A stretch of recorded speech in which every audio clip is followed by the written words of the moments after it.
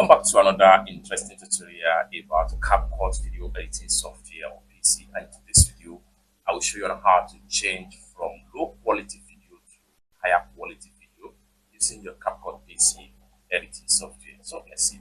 So for instance, this particular video right here, I'm going to scale to the fast right here. This particular video here is of very low quality, and I'm going to increase the quality to higher resolution. And for that, what we want to do here is to make sure we can get bottom right here on the video right here. We click on here, and then we make sure you switch to higher quality. So click on that.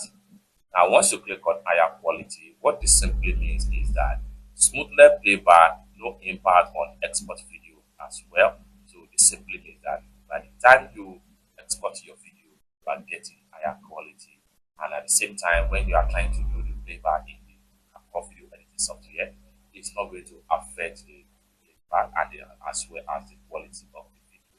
So once you are done with everything, go ahead and then come to the top right here and export your video as higher quality. It's that simple. For more tutorial tips and tricks on how best to use CapCut video editing on PC, consider to subscribe. Thank you so much for watching, and I hope to see you.